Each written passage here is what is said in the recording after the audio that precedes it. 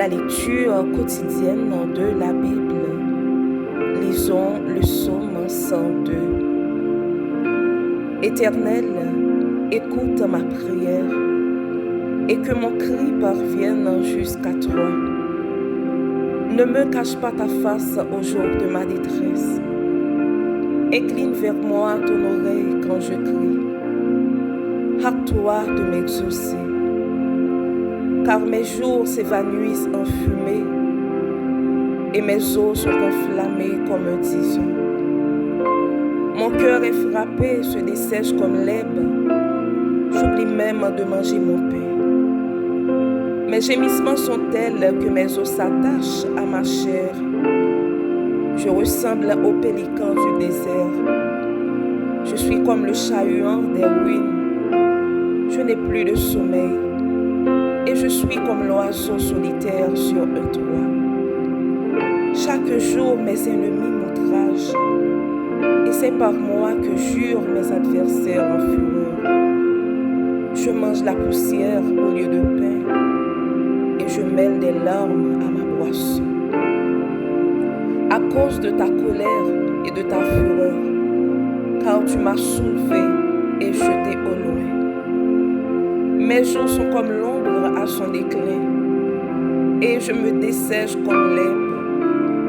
Mais toi, Éternel, tu règnes à perpétuité, et ta mémoire dure de génération en génération. Tu te lèveras, tu auras pitié de Sion, car le temps d'avoir pitié d'elle, le temps fixé est à son terme. Car tes serviteurs en aiment les pierres, ils en chérissent la poussière. Alors les nations craindront le nom de l'Éternel, et tous les rois de la terre ta gloire. Oui, l'Éternel rebâtira Sion, il se montrera dans sa gloire. Il est attentif à la prière du misérable, il ne dédaigne pas sa prière. Que cela soit écrit pour la génération future, et que le peuple qui sera créé célèbre l'Éternel. Car il regarde du lieu élevé de sa sainteté. Du haut des cieux, l'Éternel regarde sur la terre, pour écouter les gémissements des captifs, pour délivrer ceux qui vont périr, afin qu'il publie dans Sion le nom de l'Éternel et ses louanges dans Jérusalem.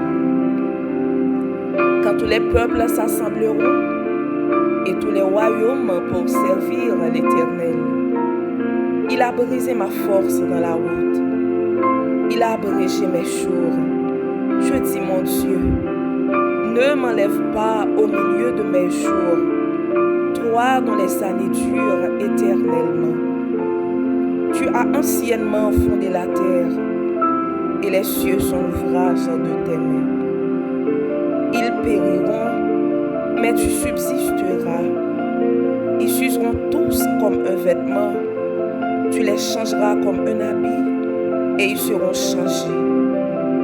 Mais toi, tu restes le même, et tes années ne finiront point. Les fils de tes serviteurs habiteront leur pays, et leur postérité s'affermira devant toi.